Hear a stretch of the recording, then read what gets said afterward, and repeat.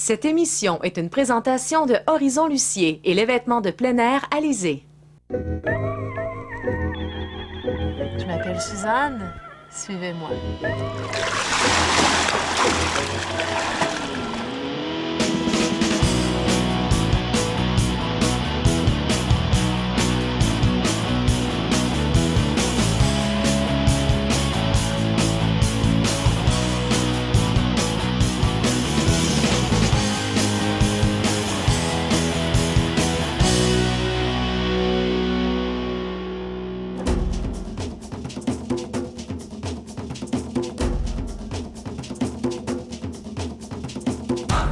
Je suis vraiment gênée. Écoute, on est plusieurs heures en retard, mais on a vraiment viraillé. On a cherché notre chemin. C'est pas évident de se rendre dans le parc de Frontenac. C'est quoi le bon chemin? On arrivait de Montréal, nous autres, pour se rendre ici. Qu'est-ce qu'on aurait dû prendre? Montréal, tu as possibilité de descendre soit par l'autoroute 10 ou l'autoroute 20. OK.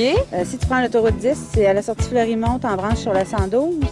Et là, ensuite, dépendamment si tu vas à Saint-Daniel ou au secteur sud, c'est soit la 163 ou le chemin du barrage 267 qui te mène ensuite à Saint-Daniel. Si c'est l'autoroute 20, c'est la sortie 228, route 165, ensuite route 112 et encore là, soit 267 ou 163. Okay. Hey, tu connais bien ton chemin, j'aurais dû t'appeler avant de venir. Ça aurait été simple, hein? Calé, mais hein? Les canots sont-ils prêts? Oui, c'est prêt, on s'attendait. C'est ça, on a demandé notre chemin à France. Tantôt, on s'est un petit peu perdu. C'est pour ça qu'on est un peu en retard, désolé. Mais en fin d'après-midi, on a l'arc plus calme, hein? Ben oui. Tour de poitrine, 30 pouces à 50 pouces, c'est moi ça.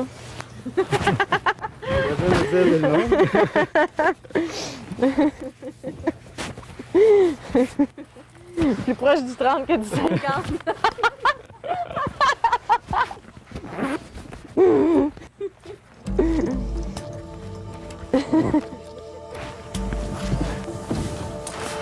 C'est bon? Oui, c'est bon. Hey, fait ça, c'est beau! Bon, on a une belle après-midi finalement. On est bien chanceux.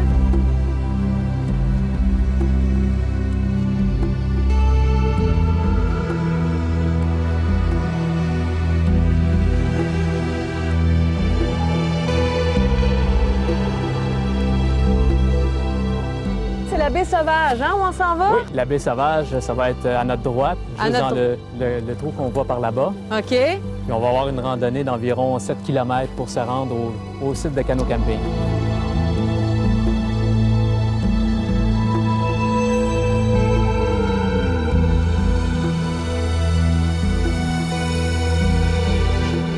Il y a un milieu assez riche ici, hein? C'est très aquatique, c'est très forestier. Oui, il y a beaucoup d'oiseaux au parc. On a plus de 150 espèces d'oiseaux recensées sur le territoire.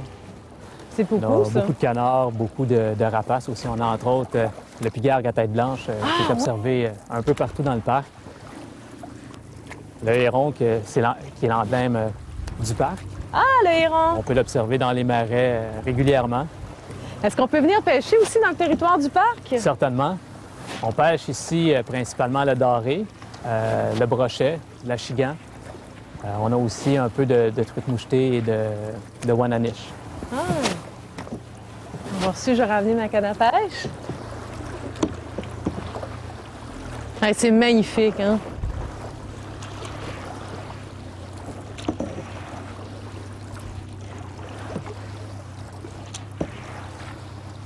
Pas besoin de psy, hein, quand on vient ici?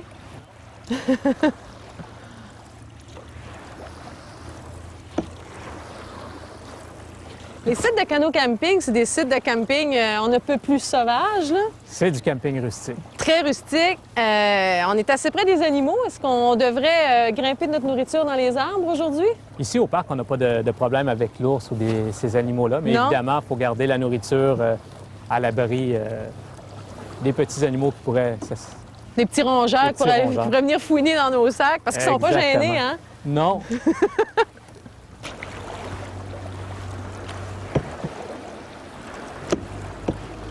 On approche, là, hein? Le site numéro 5 ne doit pas être trop loin. Oui. Dans le fond de la baie ici?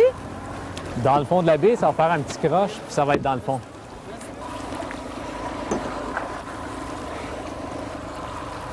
Ouais, on est des bons pagayeurs, hein? Ça va bien.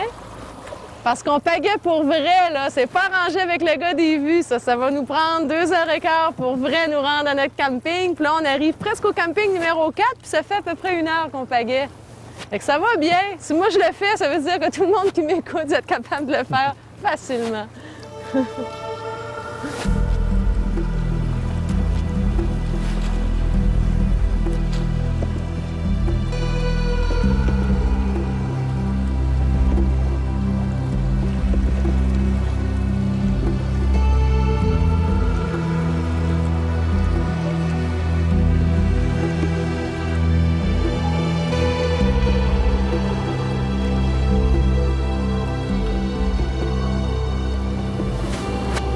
Tantôt, quand je suis arrivée ici, à cause de mon voyage, j'étais un peu fatiguée. On dirait que ça me tentait plus.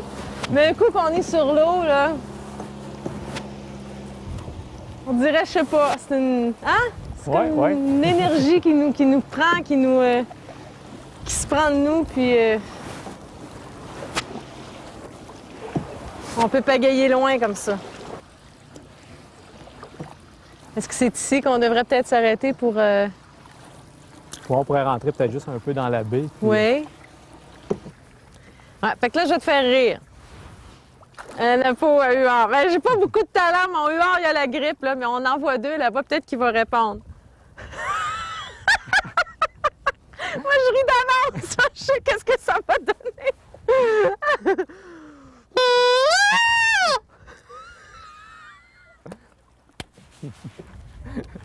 Est-ce que c'est fait pour les faire décoller ou c'est...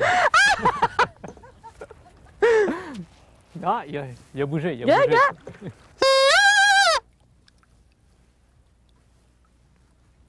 Le gars, il lève ses ailes à chaque fois. Ah, Même qu'il s'en va.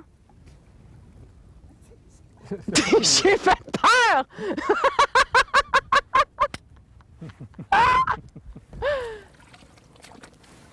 Qu'est-ce qui se passe dans ta tête? Qu'est-ce que tu te dis quand tu vois ce que j'ai devant moi, par exemple, présentement? Dans la baie Sauvage, c'est l'endroit vraiment où on a le plus de marais. Puis les marais, bien, c'est très important pour beaucoup d'espèces d'animaux parce qu'ils viennent soit s'y reproduire, soit s'y protéger ou soit s'y nourrir aussi. Il y a beaucoup de vie en dessous de nous. C'est un habitat aussi qui va purifier l'eau qui vient de la forêt en arrière. OK. Ils vont prendre le trop-plein de matière nutritive, puis ils vont faire en sorte que la qualité de l'eau va être d'une bonne qualité. Donc, un marais, c'est carrément un filtre. C'est un filtre pour la nature, oui, effectivement.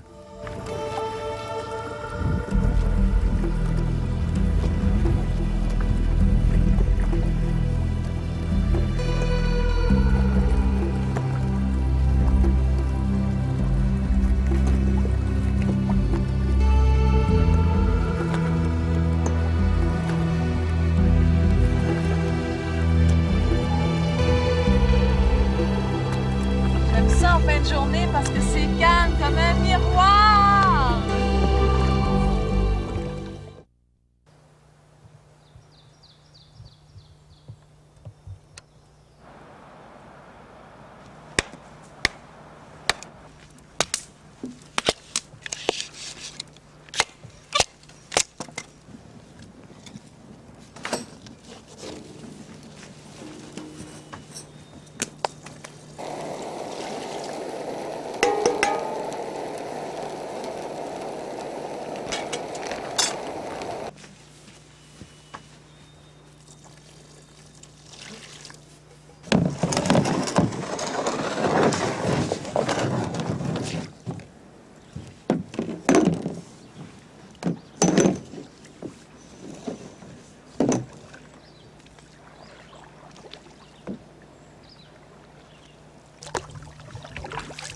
En passant le canotage, c'est fun de prendre des cours, mais c'est surtout en début de saison de l'été que les cours de canot se donnent. Sauf à quelques endroits, dans certains parcs, c'est surtout des cours de kayak de mer qu'on donne tout au long de l'été. Mais quand on va en lac, on peut canoter un peu instinctivement. Des fois, on va un petit peu comme ça, mais on prend pas là, des notions archi-techniques. Bon, souvent, on entend Le coup en C pour tourner. Le coup en J. Hein, ça a l'air très technique, là. Mais dans le fond...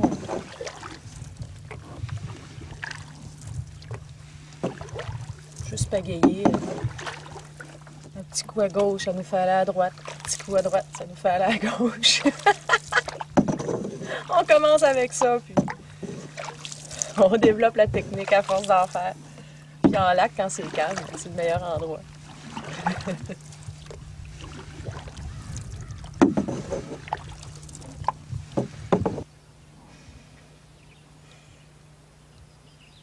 Dommage que la caméra ne peut pas capter ça, les odeurs.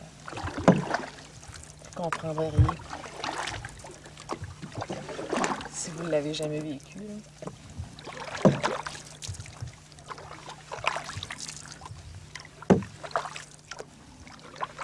C'est sûr qu'on se fait déranger par les mouches. On est dans le bois. Il y a des mouches, c'est vrai. Quelqu'un vous dit « Non, c'est pas vrai, il n'y a pas de mouches. » Non, non, croyez-le pas, il y a des mouches. C'est vrai qu'il faut traîner plein de sacs à dos, ses affaires, sa nourriture. On n'est pas installé comme à la maison, il n'y a pas de lave-vaisselle, il n'y a pas de micro-ondes.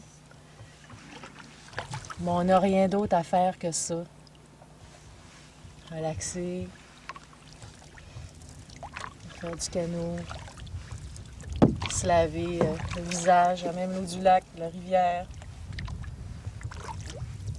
Manger, se faire à manger. Prendre un bon livre que ça fait longtemps que vous n'avez pas lu. Écouter la rivière qui coule. Rien que ça à faire.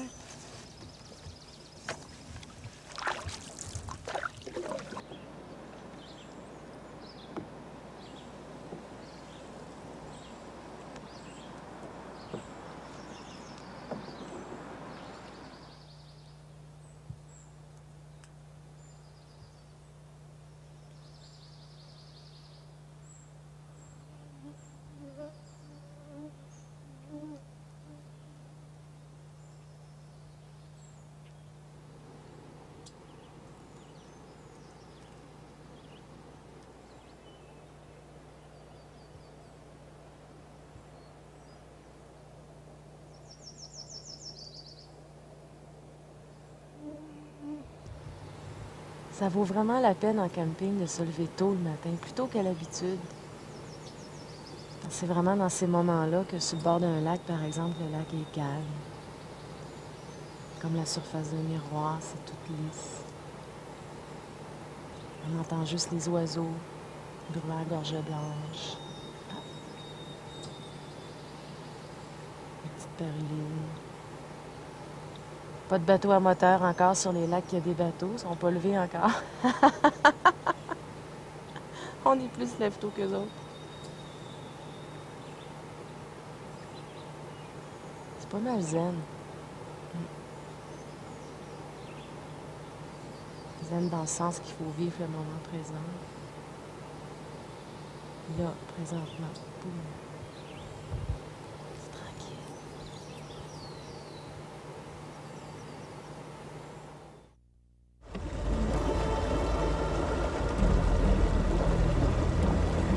Ce matin, j'étais sur le bord du lac en train de prendre mon petit café. Hey, j'amène ma cafetière espresso, moi, en camping. Oh, wow! Ah, ça, ouais, là, même si c'est un petit peu plus lourd dans mon sac, il n'y a rien qui vaut le coup, hein? Ouais, ça vaut le coup. Mon petit café le matin, puis j'ai pris ça sur une roche. C'était assez tôt. Le lac était comme un miroir. Puis, je pense que ça m'a fait l'effet beaucoup plus bénéfique que si j'avais passé 3 heures sur une table de massage. Ah, ça, c'est officiel. C'est officiel. On se sent tellement loin de tout. Il me semble qu'il n'y a rien qui peut nous atteindre. Puis, non, c'est vraiment... c'est magique l'effet qu'on trouve. Ouais, c'est magique. Très bonne thérapie. On parle souvent de ça, de thérapie. Oui, hein?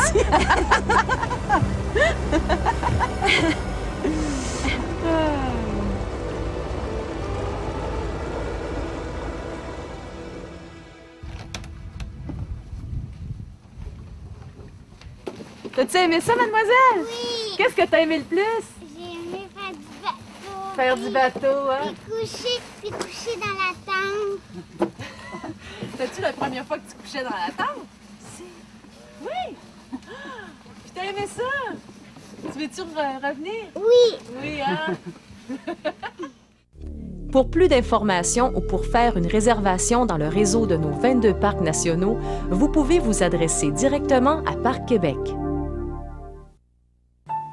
Le Parc national de Frontenac est très grand, 155,3 km². Il est divisé en deux secteurs, le secteur nord, Saint-Daniel, et le secteur sud. C'est dans le secteur nord qu'on trouve une plus grande concentration d'activités pour toute la famille.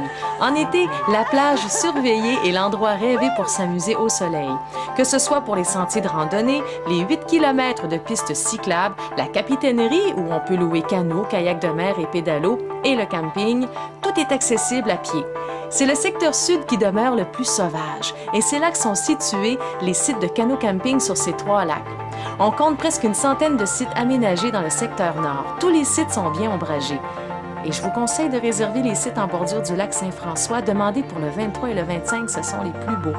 Et vous risquez probablement d'avoir la visite importune de colocataires bien sympathiques. Les lièvres et les canards s'invitent régulièrement.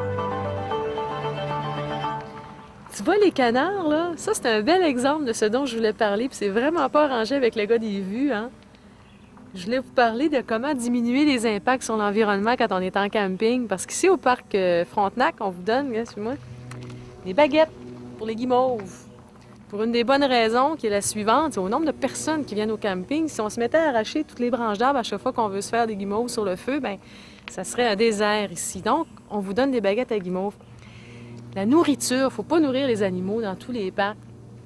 Quand on jette nos plures d'orange, nos cœurs de pommes, nos plures de bananes, c'est sûr que les animaux vont venir se nourrir avec ça. Puis qu'est-ce qui se passe dans la tête d'un canard? Vous pensez d'un écureuil qui vient manger ces choses-là. Il se dit « Ah, randonneur, campeur égale nourriture ». Fait qu'ils peuvent devenir vraiment pas gênés comme ça puis venir se servir eux-mêmes. Là, si des canards sont gentils, il y a certains animaux qui peuvent être un peu plus agressifs et qui peuvent faire peur à bien du monde. Et ça arrive souvent. Puis en même temps, bien, les aliments qu'on laisse traîner comme ça ou qu'on donne délibérément aux animaux, bien, ça peut les rendre malades parce que c'est pas dans leur diète habituelle. Une autre façon de diminuer l'impact sur l'environnement, on parle de déchets biodégradables. C'est sûr qu'une plure d'orange, c'est biodégradable. Sauf que combien de temps ça va prendre à se biodégrader, justement? Fait que c'est pas très beau à voir sur un sentier. La même chose pour les Kleenex, les papiers de toilette. On en voit souvent, puis c'est pas beau sur les sentiers. Oui, c'est biodégradable, des Kleenex et des papiers de toilette, mais encore une fois, ça va prendre plusieurs semaines, voire plusieurs mois à se désintégrer. Voilà. C'était ma petite leçon d'aujourd'hui.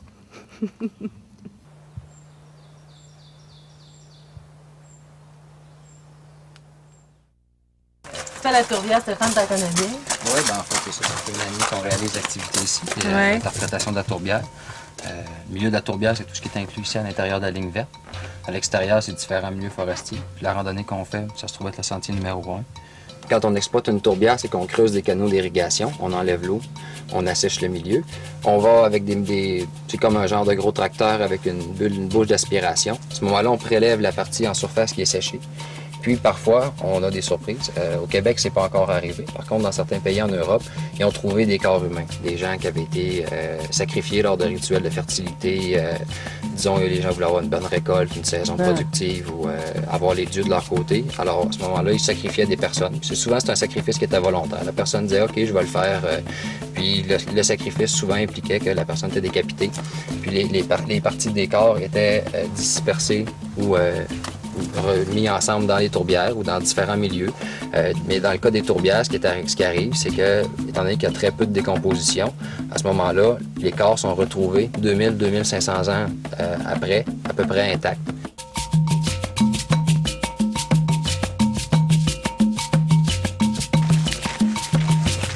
Qu'est-ce qui est le plus impressionnant dans une tourbière pour toi? La chaleur, peut-être. L'aspect, quand on est rentré dans la tourbière, on s'est senti comme un petit peu une vague de chaleur. Ouais. Même si c'est pas très ensoleillé, le fait que ce soit très humide, puis c'est assez ouvert aussi. L'humidité qui s'accumule, puis cette chaleur-là, c'est impressionnant. J'ai un sentiment, moi, de forêt tropicale en entrant ici. C'est le même effet. Cette plante-là, c'est notre Kalmia à feuilles étroites. On peut voir un petit peu là, que le Kalmia, pour le distinguer, parce que tu as le à feuilles étroites et le Kalmia à feuilles d'Andromède. Celui qui est à feuilles étroites pousse en verticille de 3. C'est-à-dire que les feuilles, sur un même étage, ils vont être 3. Tandis que le Kalmia à feuilles d'Andromède, ça va être 2 par 2, suivant un changement de sens d'un étage à l'autre. Elle est jolie, c'est beau, hein, la couleur de ses pétales. Oui. C'est du thé du Labrador que tu as ici? Exactement. Si vous faites une infusion à partir de cette plante-là, ça va avoir des effets qui vont être apaisants, relaxants, puis vraiment le goût de ça est quand même agréable. Oui, si c'est vous bon. pouvez toucher un petit peu là, en le frottant comme ça, ça vous donne une idée de l'odeur que ça peut dégager, la saveur que ça a. Puis c'est souvent aussi dans les tourbières.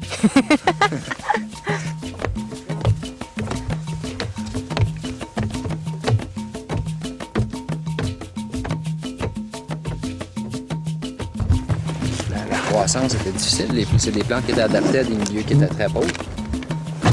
Par rapport à ça ici, on va avoir des espèces qui sont comme moins adaptées à ces milieux-là, qui réussissent à y survivre. Mais par contre, c'est vraiment plutôt une survie, donc un développement qui est régulier, normal. Fait que dans le cas ici, on a une épinette noire. Fait que cet arbre-là, 62 ans. Il est poussé dans un milieu forestier conventionnel. Il y avait tout ce qu'il avait besoin. Donc, il y a une taille qui est normale pour un arbre de 62 ans de cette espèce-là. Oui. On arrive ici avec un autre épinette noire. Par contre, cet arbre-là, 90 ans. Lui, il a grandi dans la tourbière. Avec des ressources limitées, puis un sol qui était très beau. Ben voyons donc. Moi, il y a une chose que je peux pas résister de faire quand je suis en forêt puis que je vois de la mousse. C'est de la sentir. Oh! Ça sent tellement bon, là. Le sabot de la Vierge qu'on parlait tantôt, le cypripèdacole, bien, cette plante-là, entre le moment où la graine se retrouve au sol, germe, produit les premières feuilles et donne la première fleur, le moyen de reproduction, il s'écoule 10 à 16 ans.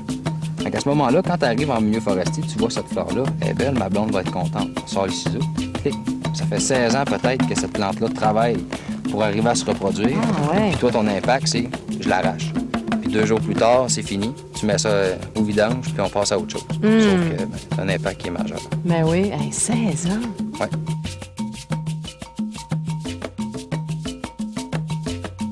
Elle attrape pas l'insecte, mais plus elle va se sentir stimulée, plus tranquillement elle va fermer ses comme on pourrait dire, ses doigts extérieurs pour rabattre sur l'insecte. À ce moment-là, elle va mettre plus de gouttelettes d'enzymes et de colle en contact avec l'insecte.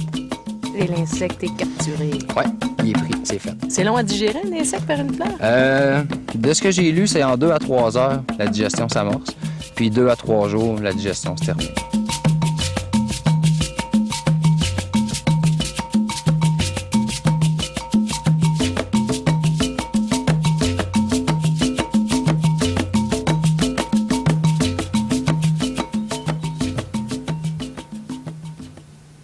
Ça serait bon.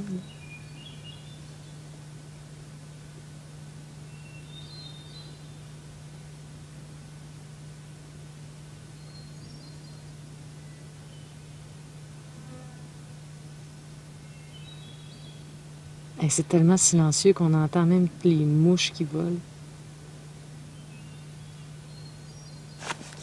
Puis qui nous piquent. En plein parc vous a été présenté par les Vêtements Sport Alizé et Horizon Lucier.